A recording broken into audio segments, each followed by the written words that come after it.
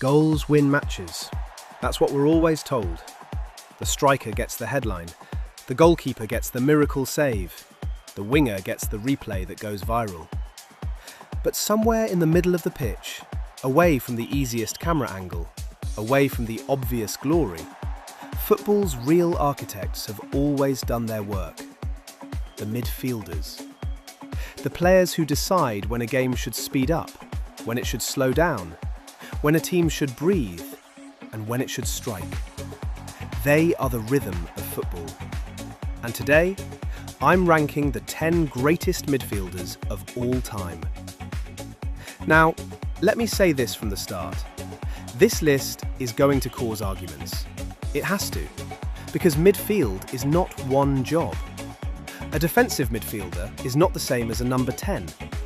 A deep-lying playmaker is not the same as a box-to-box machine. And a player like Johan Cruyff or Diego Maradona doesn't fit neatly into one position at all. So for this list, I'm treating midfield broadly. Central midfielders, attacking midfielders, deep playmakers, box-to-box leaders, and footballing geniuses who shaped the game from between the lines.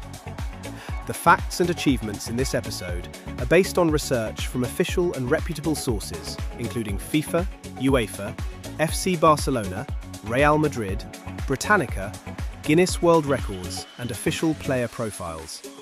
But the ranking, the opinion, that's mine. So let's begin. Number 10. Andrea Pirlo. Andrea Pirlo never looked like he was in a hurry. And that was the magic. In an era where football became faster, more physical, more intense, Pirlo seemed to operate in a private time zone. While everyone else was sprinting, pressing and panicking, he would take one touch, lift his head, and suddenly the entire pitch opened up. He was not the loudest player. He was not the most explosive. He did not dominate through force. He dominated through calm. Pirlo helped redefine the role of the deep-lying playmaker. He showed that a player sitting in front of the defence did not simply have to destroy attacks. He could start them. He could dictate the rhythm from deep. He could turn a defensive position into the brain of the team. For Italy, for AC Milan, for Juventus, Pirlo made passing feel like a form of control. Not just control of the ball, control of the match. That is why he begins this list. Number 9. Zico. At number 9 we go to Brazil, Zico. The name still carries a certain glow. For many, he is the greatest player never to win a World Cup. And that might sound like a sad label, but it also tells you something about the size of his talent. Because even without that trophy, his place in football history is secure. Zico was a number 10 in the classic Brazilian sense. Imagination, technique, movement, vision, and goals. He was part of that legendary Brazil side of 1982, a team remembered almost as much for its beauty as for its heartbreak. FIFA has described that midfield, with players like Cerezo, Falcao, Socrates and Zico, as one of the greatest midfield units football has ever seen. And Zico was at the centre of that romance. He could create, he could score, he could drift between defenders and make the ball feel like it belonged to him. There are players who win trophies and become famous. Then there are players who lose and still become immortal. Zico belongs in that second category. Number 8. Michel Platini. At number 8, Michel Platini. Before Zidane, before the modern era of French football elegance, there was Platini. And what made Platini so extraordinary was not just that he was a playmaker. It was that he was a playmaker who scored like a forward. He had timing, he had technique, he had authority. Platini won 3 consecutive Ballon d'Or awards in the 1980s, a remarkable achievement in any era. And at Euro 1984, he produced one of the most dominant individual tournament performances in European Championship history. 9 goals in one Euro tournament. For a midfielder, that is almost absurd. But Platini was that kind of player. He did not just assist the story, he wrote it himself. There was a cold elegance to him, the sense that he understood the game a second before everyone else. He could arrive late, pass early, shoot cleanly, and decide matches with a kind of effortless precision. A true attacking midfield great. At number 7, Luka Modric. And this is where longevity starts to matter, because Modric has not only been brilliant, he has been brilliant for a very, very long time. At Real Madrid, he became part of one of the most successful European club eras ever. Champions League after Champions League, big night after big night, pressure after pressure. And somehow, this slight, elegant midfielder kept surviving, kept adapting, kept controlling games against younger, faster, stronger opponents. In 2018, he did something almost impossible in the Messi-Ronaldo era. He won the Ballon d'Or. That year, he also won major individual honours from FIFA and UEFA after leading Croatia to a World Cup final and continuing to shine for Real Madrid. But Modric's greatness is not only in the trophies, it is in the way he plays. The outside of the foot pass, the little turn away from pressure, the ability to receive the ball in chaos and make everything feel organised again. He is not just a midfielder, he is a solution. Whenever the game gets messy, Modric gives it shape. At number 6, Lothar Matthäus. If Pirlo was calm control, Matthäus was total force. A complete midfielder, powerful, intelligent, relentless, technically strong, physically dominant, a leader, a scorer, a tackler, a runner. There was almost nothing he could not do. He captained West Germany to the 1990 World Cup, and FIFA later recognised his greatness when he became the first winner of the FIFA World Player of the Year award in 1991. What separates Matthäus from many midfielders is the range of his influence. He could play as a box-to-box midfielder. He could drive forward. He could defend. He could shoot from distance. He could lead a team emotionally and tactically. He represented that older idea of the midfielder as a warrior general, someone who did not just play in the middle of the pitch, but owned it. Some players make football beautiful. Matthäus made it feel like a battle, and very often he won that battle. Number 5, Andres Iniesta. Number 5, Andres Iniesta. Now, Iniesta is a different kind of greatness. He was not physically imposing. He was not obsessed with statistics. He did not need to dominate the match loudly. He was subtle. But subtle does not mean small.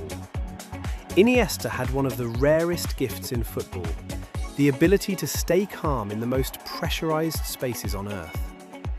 Give him the ball surrounded by 3 opponents and he would glide out. Give him a World Cup final and he could still find the moment. Give him the biggest match of the season and he would make the right choice with almost frightening composure. For Barcelona, he won everything. For Spain, he became part of a golden generation that changed international football. And of course, in 2010, he scored the goal that won Spain the World Cup. That moment alone would make him unforgettable. But Iniesta was more than one goal. He was the pause before the storm, the touch that broke the press, the player who made impossible spaces look comfortable. He was elegance under pressure. And that is one of the hardest things in football. At number 4, Xavi Hernandez. If Iniesta was the magician, Xavi was the metronome. He was the rhythm. For Barcelona and Spain, Xavi became the symbol of control. Possession was not just about keeping the ball. Under Xavi, possession became a way of thinking, a way of defending, a way of exhausting opponents mentally before beating them technically. Pass, move, receive, turn, pass again.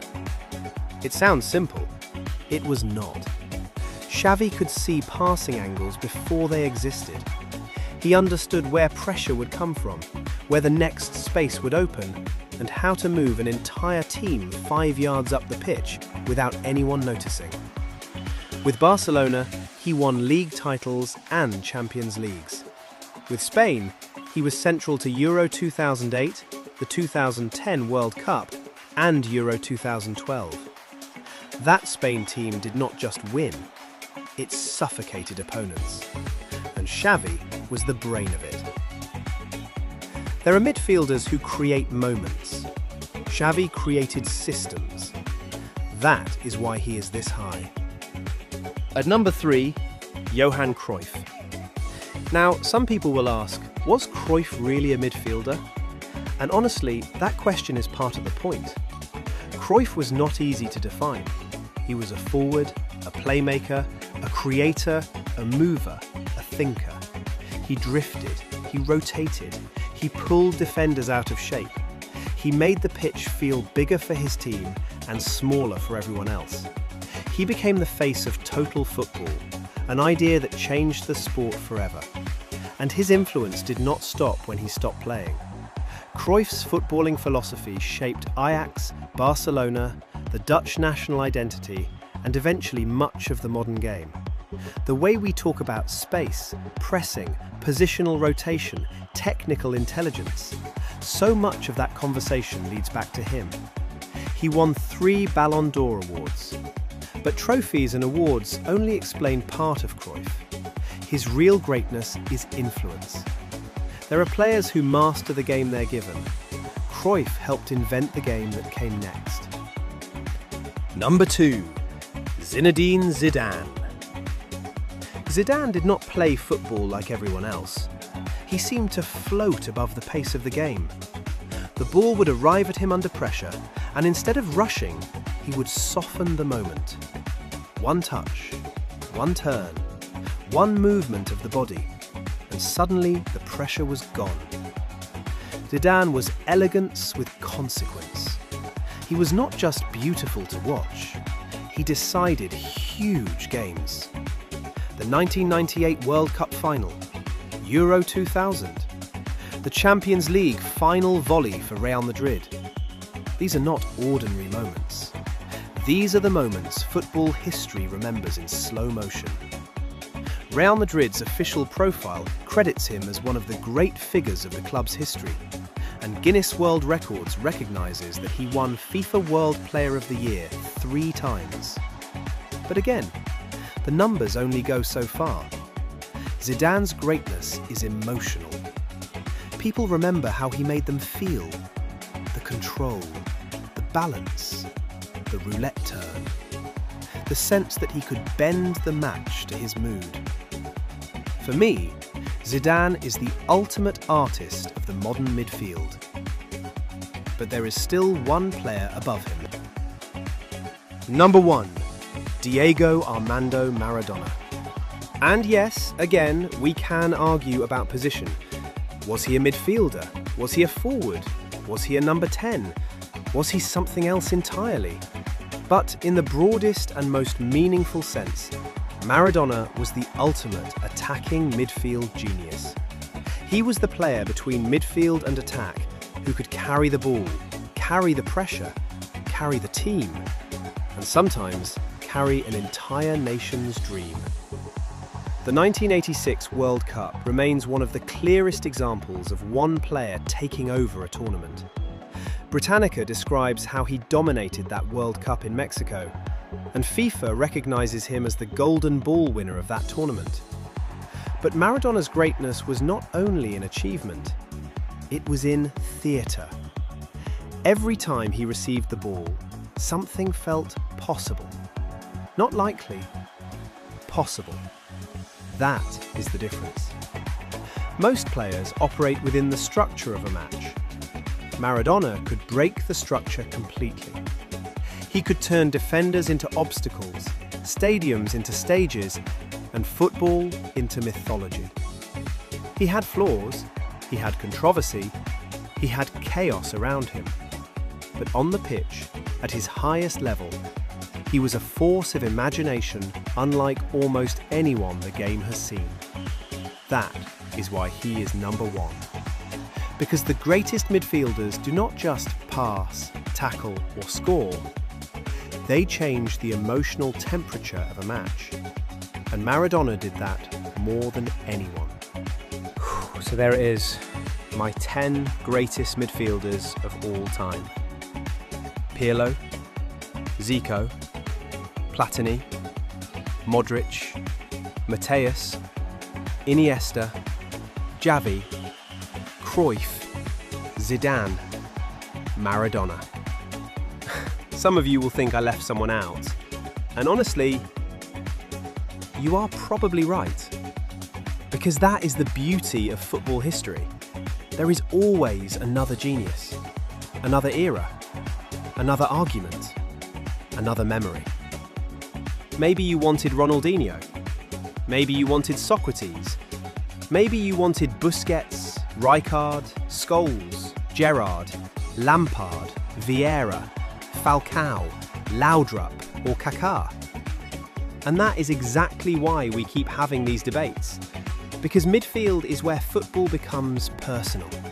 It is where style meets intelligence, where beauty meets control, where a match is not just won, but understood. So tell me, who is your greatest midfielder of all time? And who did I miss?